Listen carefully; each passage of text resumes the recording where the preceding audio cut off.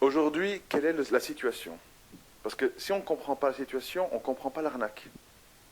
La situation est la suivante.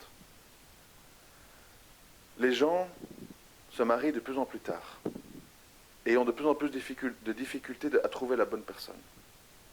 On est tous d'accord là-dessus. Je vais piano piano, comme ça on va me comprendre. Ça c'est le premier point.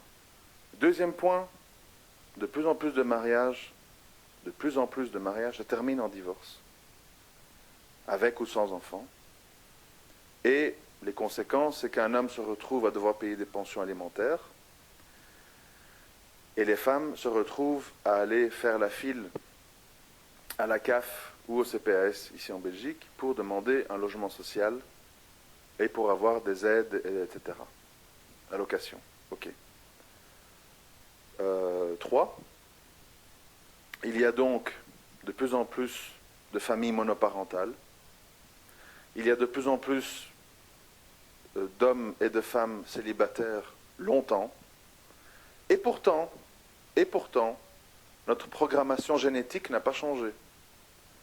Nous avons toujours tous notre puberté à 11, 12, 13, 14 ans. C'est toujours là, ça n'a pas changé. Le monde a changé, mais notre fitra et notre physique et notre évolution physique n'a pas changé. Très important de comprendre ça aussi. Alors, ça veut dire que le modèle de j'ai le coup de foudre, je t'épouse et il n'y a que toi dans ma vie ne fonctionne pas. Sinon, nous n'aurions pas 3 mariages sur 4 qui se terminent en divorce dans les grandes villes occidentales. Rome, Paris, Londres, Milan, etc. C'est plus ou moins les statistiques dans les grandes villes. On est entre 50 et 75% de divorces dans les grandes villes industrialisées modernes. Je parle de ça parce que ça ne sert à rien de donner les statistiques de la campagne, vu que ce sont des gens qui ne sont pas complètement pris dans la matrice, ils ne sont pas dans la vie vraiment moderne, donc les vrais représentants de la modernité, de l'avenir, de l'avenir, c'est les gens qui sont dans les grandes villes, Kuala Lumpur, etc. Donc, nous devons constater un échec. On doit le constater et l'admettre. Ça ne va pas. Ce modèle-là ne fonctionne pas. Donc déjà, si on n'accepte pas cette idée, on ne peut pas discuter. Parce que pour beaucoup de gens, en fait, ils disent, je suis musulman, je suis musulmane, mais dans mon inconscient, le modèle, c'est les dessins animés que j'ai vus quand j'étais petit. Cendrillon, Walt Disney, Prince Charmant, etc. Et c'est là que vous comprenez tout cet audio depuis le début. L'information, l'influence, le formatage, etc. Et donc, sans qu'on s'en rende tous compte, malgré parfois nos hauts niveaux de science, nous avons des automatismes et un inconscient très lié au modèle qu'on nous a fait ingurgiter. Comme me disait un frère récemment, la plupart de nos jeunes connaissent mieux les noms des joueurs de division 1 en Europe plutôt que les noms des Sahaba et des musulmans honorables de notre histoire. Donc ça veut dire que l'information, c'est très important, ça forme notre esprit, ça forme nos automatismes. Donc c'est un modèle qui ne fonctionne pas. Ça crée des familles monoparentales, ça crée des hommes qui ont de toute façon des frais parce qu'ils vont devoir payer des pensions alimentaires, donc il faut payer. Quand on dit j'ai pas d'argent, etc., il faut payer. Hein, sinon votre ex vous envoie des juges, des avocats, je sais pas quoi. Mais tout ça on dit pas. Tout ça on dit ouais mais bon, c'est ça la vie moderne. C'est devenu un fait accompli. Vous voyez? Il y a ça, et il y a aussi le déni. Le déni, en fait, c'est de dire non, c'est pas vrai, en fait, chez moi tout va bien, il n'y a pas de souci, ce sont toutes des choses qu'on ne connaît pas, on nie, on met tout au placard, et on ne veut pas voir la réalité de la masse. On voit peut-être son cas particulier, peut-être il y a des gens, dans leur cas à eux, c'est vrai qu'il y a toutes sortes de gens, et il y a des gens qui arrivent à adopter un certain modèle de vie, un certain temps en tout cas, mais il faut toujours voir la généralité, la masse, comment elle vit. Sinon, on fait des jugements sur des particularités. Donc déjà, se mettre à l'esprit, ce modèle-là, il est un échec. Il est un échec. Mais, comme tous les échecs, le système a prévu des mécanismes de récupération qui font que c'est encouragé.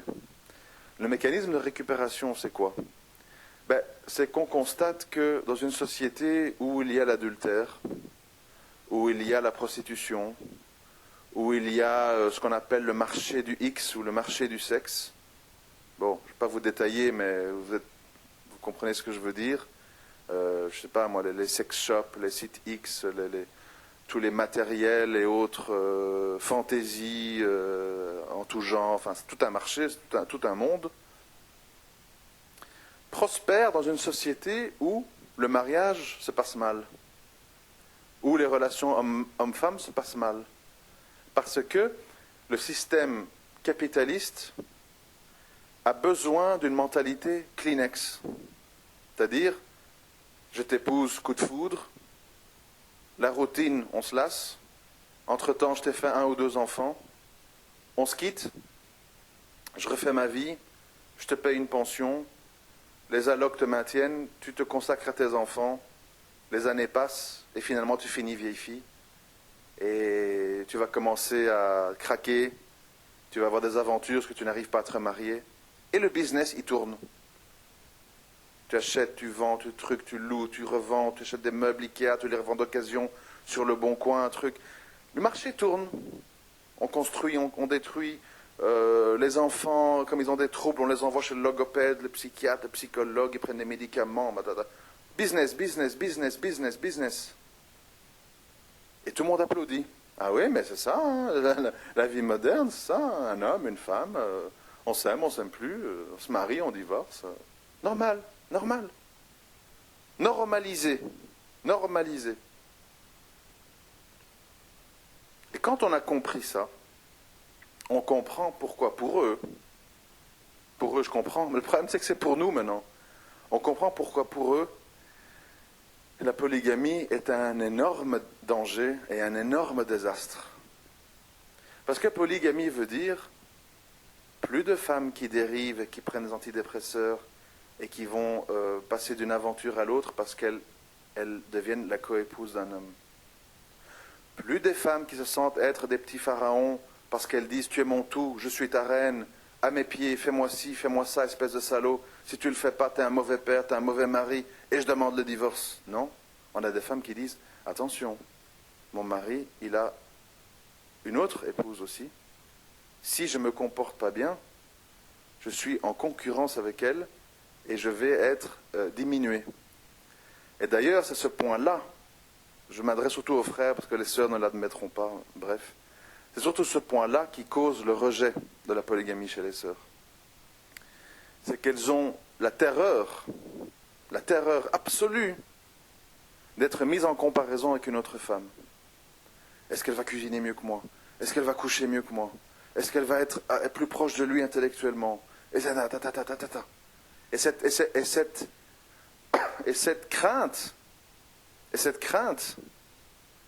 donc on parle plus, il n'y a plus d'amour fil-là, hein. Il n'y a plus de ourti, je t'aime, truc, viens que je t'aide, baraklaoufik, truc, Allah jazik, c'est fini, hein. On oublie. Là on est dans la guerre, c'est ma rivale, j'ai peur, je montre les dents, je sors les griffes, je terrorise le mari, et s'il ne marche pas au pas, je casse tout. Bon. Donc le point de terreur, c'est le point, la peur de la comparaison.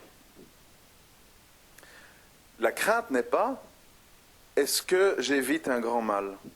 Est-ce que je participe à l'équilibre psychologique de mon mari? Est-ce que j'obéis à Allah subhanahu wa ta'ala et à la sunna du prophète sallallahu alayhi wa sallam? La crainte c'est moi et mon ego. Qu'est-ce qui se passe? Est-ce que je suis mis en danger? Est-ce que je risque de perdre des privilèges et une dominance sur lui? C'est tout. Croyez-moi. Je sais que beaucoup de gens pensent que je suis fou, idiot, pervers, soit, mais croyez-moi et réfléchissez bien à ce que je vous dis. Le point, il est là. Et le point, il est là pour la raison simple que dans cette histoire de polygamie, c'est une institution qui détruit l'ego de la femme, qui lui dit arrête, arrête, arrête.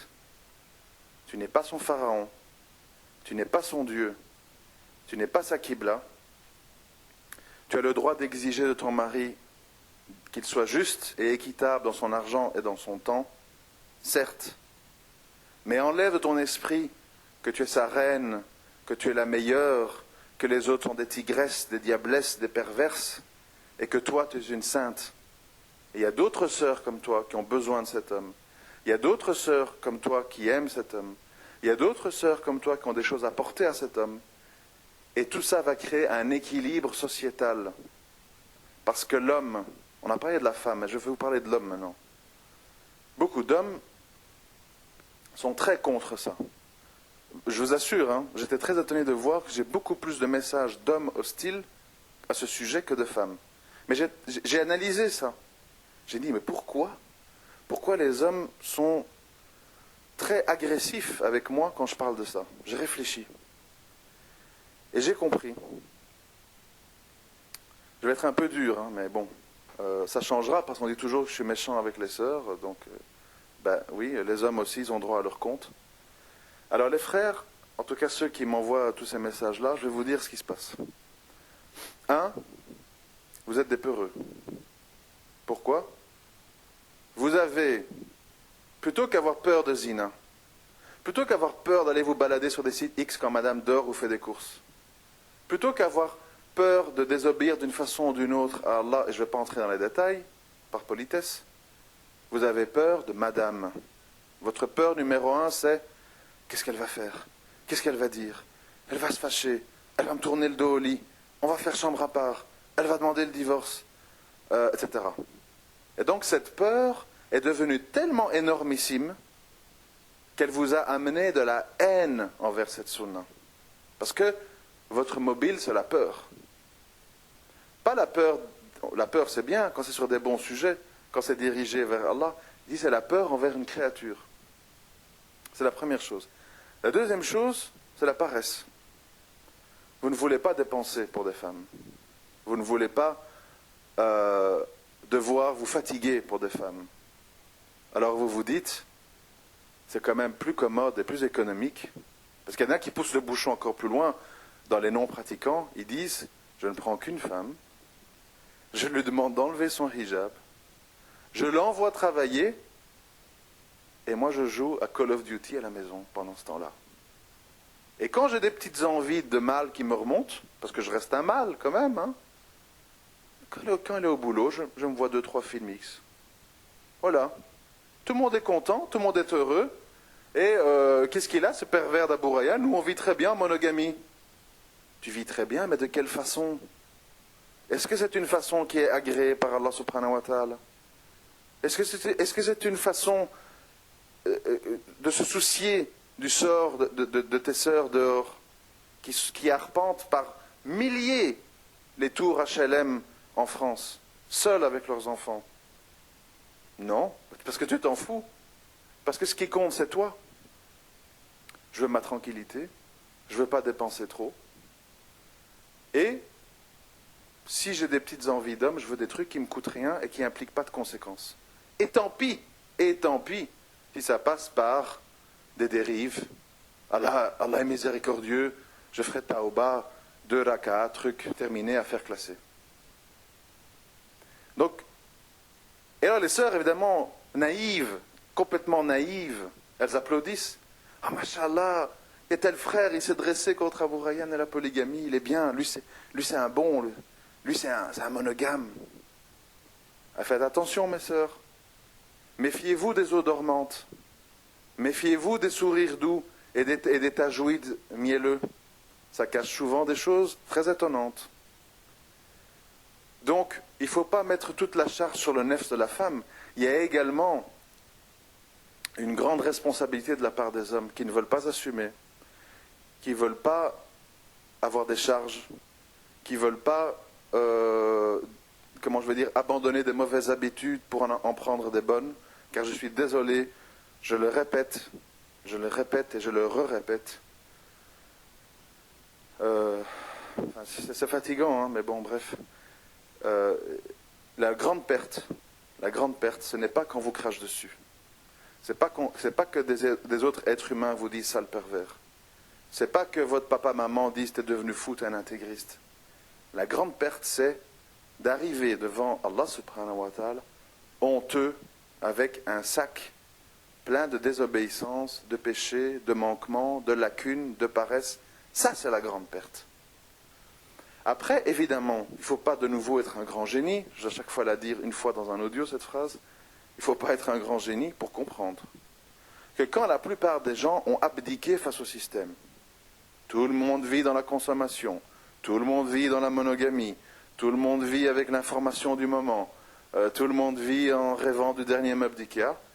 Et évidemment, tous ces gens vous voient comme une espèce d'extraterrestre, tout musulmans qui sont, et disent, mon petit ami, tu es devenu complètement fou, tu t'es fait lobotomiser par ce jahil d'Abu Rayyan sur l'Internet.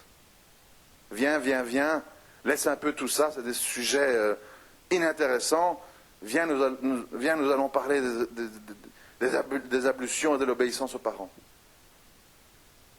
Il faut comprendre, mes frères et sœurs, il faut vraiment comprendre que nous sommes dans une dictature mondialisée qui a pénétré à 90% le cerveau, le cœur et le sang des musulmans. Et l'arrachement à tout ça, ça passe par ce que je répétais sans arrêt, se libérer de la dictature des gens pour se soumettre, et moi je dis le mot, même si ça choque, devenir un esclave consentant d'Allah subhanahu wa ta'ala. Parce que les gens ils n'aiment pas le mot esclave. Oui, récemment, allez, dernier truc, parce qu'on est déjà à plus de 40 minutes. Récemment, on me dit, je ne sais pas de nom, on me dit, tu as cité le mot esclave, qu'un musulman doit être esclave d'Allah, esclave de son messager, et qu'une femme doit être esclave de son mari. Achi, c'est choquant, esclave, etc. Je vais vous dire une chose. Quand on voit à quel point l'être humain, il est esclave du système, esclave de son patron, esclave de sa crainte de la police, esclave de tarot, esclave des lois, esclave de ses passions. Je me permets de dire que le musulman sincère, la musulmane sérieuse, devrait tout faire pour être l'esclave de ceux qui le méritent. Et quand le prophète sallam dit, s'il m'avait été ordonné à une femme de se prosterner devant autre qu'Allah, je leur ai dit de se prosterner devant son mari. Il faut quand même mesurer l'importance, plus toutes les autres preuves du Coran d'As-Sunna, que je ne vais pas citer ici, du statut de l'homme sur la femme, bon bref, il faut quand même comprendre qu'une femme qui veut se soumettre et devenir l'esclave du CPS, du Pôle emploi, de son patron, de la mode, de sa famille, des commentaires de ses copines, etc., et pas de son mari, elle a un grave problème dans la compréhension de son dîn. Parce que dans la vie, laissez-moi vous dire une chose, nous sommes toujours l'esclave de quelque chose. Et si ce n'est pas d'Allah subhanahu wa ta'ala et de son message, nous sommes esclaves d'un système, nous sommes esclaves de nos passions, nous sommes esclaves de nos faiblesses, nous sommes esclaves de nos peurs, nous sommes esclaves de notre entourage, nous sommes esclaves de nos familles, on est toujours esclaves de quelque chose. Et le musulman doit souhaiter d'être l'esclave de celui qui le mérite. Ce n'est pas une insulte. Esclave, ça veut dire qu'il se soumet. Et j'ai rajouté esclave consentant, c'est-à-dire que nous ne sommes pas forcés. Nous avons le libre arbitre et nous décidons, en toute liberté de choix, d'être les esclaves obéissants et soumis à Allah subhanahu wa ta'ala et au message qu'a délivré son messager. Oui, esclave. Oui, esclave. Et une femme, on va choquer, c'est pas grave. Et une femme qui rentre dans un mariage avec l'intention, si son mari est un homme pieux, droit, juste, patient, viril, et qui ne rentre pas malgré tout ça avec l'intention d'être son esclave, faites attention. Si une femme arrive avec des mots tels que « oui, mais je te préviens »,« oui, mais attention »,« oui, mais quand même, ça dépend », c'est sans moi. C'est sans moi. Tu dois m'exiger la justice, la croyance et la droiture. Et pour le reste, tu dois m'aider à développer, à faire fleurir ma nature profonde qui est ma nature d'homme. Parce qu'aujourd'hui, c'est facile pour les sœurs de dire il n'y a que des bras cassés, les hommes c'est plus des hommes, c'est des incapables, c'est ça ci, ta. Mais vous les avez cassés aussi, les sœurs, vous les avez cassés. Pauvre type, salaud, tu m'écoutes pas, pervers, pas question, tu vas voir, je vais te punir, je vais m'enfuir, allô maman, mon mari, tatati, tatata. Là, mais il est fatigué d'entendre tout ça. Là, mais il est fatigué de lutter. Donnez-lui sa place, poussez-le à être un homme, aidez-le à développer sa nature d'homme. Je vais vous dire une chose, et ce sera vraiment ma dernière phrase, que c'est hyper long. Je vous lance un défi. Je vous lance un défi. Les sœurs qui parfois écrivent, malheureusement ça ne se fait pas, mais je reçois des messages, je ne réponds pas, mais je les reçois. Les sœurs qui parfois m'écrivent et qui disent « Mon mari, il est ceci, il est cela, il ne sait pas faire ça, il ne sait pas faire ceci, ta. Parfois ça va même plus loin, à Audobillah. Intimité, enfin bref. Je vais vous dire un truc. Je vous lance le défi de cet homme-là, le plus incapable et pauvre type que vous croyez. Si vous le laissez être un homme, vous le poussez à faire des affaires, vous le laissez avoir des épouses, vous le laissez prendre des décisions, vous le laissez prendre des responsabilités, vous l'encouragez à lire, à apprendre, à écouter de l'expérience de gens plus âgés que lui. En gros, vous lui lâchez la bride et tout en évidemment exigeant de lui qu'il fasse des choses d'homme. Je n'ai pas dit lui lâcher la bride pour qu'il devienne un fainéant ou je ne sais pas quoi. Vous allez voir que cet homme-là que vous jugez tellement mal dans ce que vous m'écrivez, est tellement mauvais, est tellement minable, il va s'ouvrir comme une rose. Il va se diriger vers le soleil comme un tournesol. Mais pour ça, il faut le laisser devenir un homme. Si vous le cassez, si vous l'humiliez, si vous le rabaissez, si vous ne lui donnez pas ses droits, cet homme, il va soit se rebeller et se barrer, soit il va s'atrophier et devenir un espèce de castrat plus capable de quoi que ce soit. Il faut faire attention, mes sœurs, parce que des fois, vous êtes les responsables de votre propre malheur. Vous vous plaignez de ne pas avoir des hommes, mais vous ne les laissez pas être des hommes. Vous ne les laissez pas être des hommes. Poussez-les, aidez-les. Et s'ils croient que c'est un mal, dites-leur que c'est un bien. Dites-leur que c'est un bien.